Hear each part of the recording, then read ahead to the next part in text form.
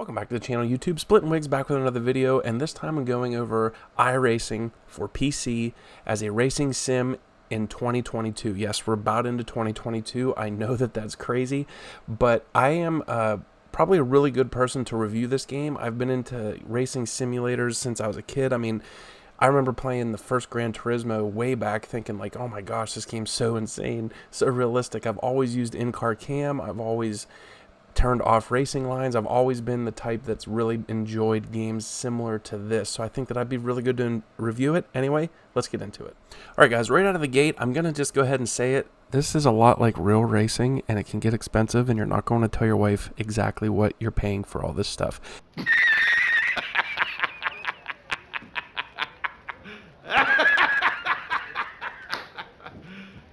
You serious? Nah, jokes aside, it is a little bit of money to get into this. It's not going to be just like a normal everyday game that you play. It is going to have a little bit of extra cost to be, you know, doing iRacing right out of the gate. The PC, though, isn't that big of a deal. You don't need some killer PC to be able to play this game. So that's the good news. If you're starting from scratch and you need to buy a PC, let me know below. I'll help you, you know, build a PC that will get you by playing this game. That is not a big deal. And even the wheel I'm rocking, guys, is I got the Logitech G920. It has as you can see, it has some pretty nice paddle shifters, and it has a nice like actual real leather wrap. Has the center piece up here, which is kind of cool. Has the flat bottom. I mean, it comes with a gas pedal, brake pedal, clutch pedal. You can get an optional H pattern for it. It has other options you can get for it as well. The pedals work great. Anyway, I'll do a review on that and put that on the channel as well.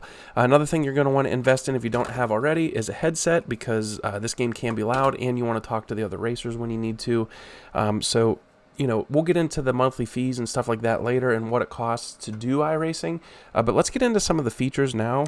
Real quick before I get into this, just real quick, you do want some decent internet. Nothing crazy, but you will need some pretty decent internet for these loading times. And also, when you're out on track, if you have some lag spikes like that and stuff like that, your car will move and sometimes wreck people. So keep that in mind as well. You will want to make sure you have some decent internet. All right, guys, just real quick, I'm going to run through these settings like super quick here. This is your steering setup wizard right here. My wheel is not hooked up, so I'm not going to do it right now, but it sets everything up for you. This is all step by step, and it makes it super easy to make sure your wheel's calibrated really well. I'm not going to do that, but then you can adjust your wheel range, map range, your brake force factor, your force feedback is all customizable. It really is customizable. It works great. I have to say that is a nice feature. Field of view in the cockpit, which makes it nice, you know, for different cars and stuff like that. You might want to be forward or back to just give yourself a little bit better view. All this I left kind of normal. I turn off driving line, brake assistance, throttle assistance, just because I don't like having those options on. Left this all the same pretty much. Right here you can actually adjust your music and stuff like that, which is really good. Turn down that engine noise, because you cannot hear people in chat at all if your music is, or if your motor's turned the whole way up. Usually running full screen, and you can adjust all this stuff. You can actually go to advanced and adjust all kinds of stuff here. If your PC is struggling, you can adjust a ton of stuff, guys.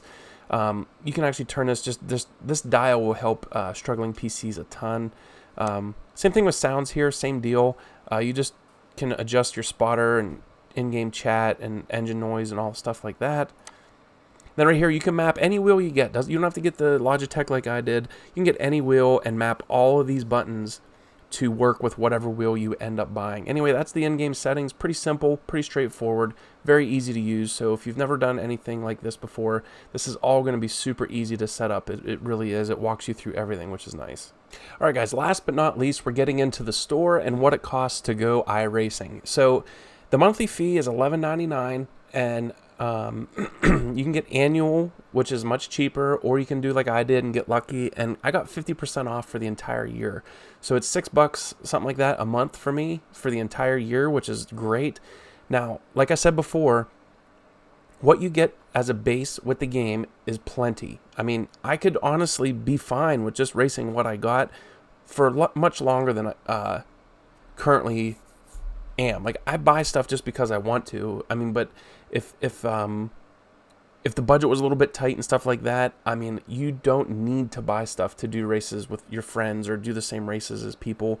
Or if you just want to try something new, you don't have to do that. There's plenty to do. But anyway, so I just want to do a new race, and I didn't have anything. So if I want to add all to cart to do this race, like to have, you know, options, you know, 3 different cars and the track and the whole 9 yards, as you can see here, now I can remove cars and stuff like that.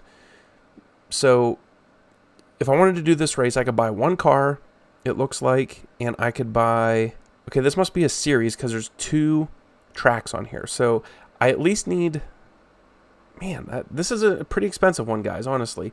To buy 1 car, the Michigan Speedway and the iRacing Super Speedway, I would be looking at, I would get a 3-piece discount, so I'd still get the 10% off. So I'd be looking at 15, 26. I'd be looking at $26 after the discount, something like that, $27 after the discount. But then you own that forever. So that's something to keep in mind. But this is probably a series, so this is where you can get into some serious money, and this is where you know, iRacing does get a little bit of a bad rap. So anyway, with that being said, let's get into my final thoughts of the game. All right, while I do my finishing thoughts, I'm going to give you a little bit of gameplay here of what it looks like on my PC with higher graphics settings. So what do I think of iRacing as a whole?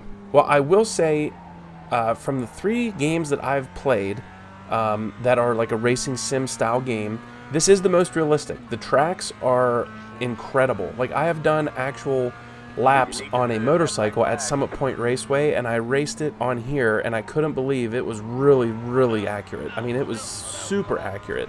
So that's one thing, is I know for a fact that they take like the Google style van out to tracks and they map that thing like crazy. Like, they really do a great job with the tracks. I can vouch for that.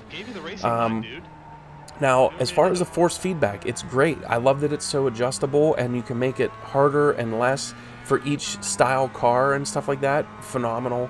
Now, where it does lack a little bit for me is in 2021 with a PC as good as mine. I feel like I wish that the graphics were a little bit better. They're not bad, don't get me wrong, not bad at all, but I do just wish they were a little bit better.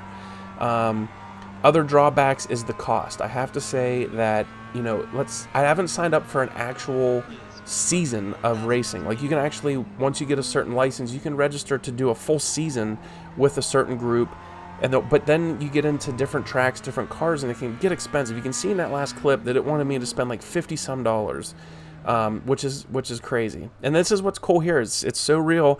I got a black flag for jumping the start, and I have to come in and actually serve my penalty like in real life. The tire degradation now is super real. Cold tires on the first couple laps, super real. The fact that, you know, they have added little things like that to racing that make it feel a lot more genuine and realistic and immersive.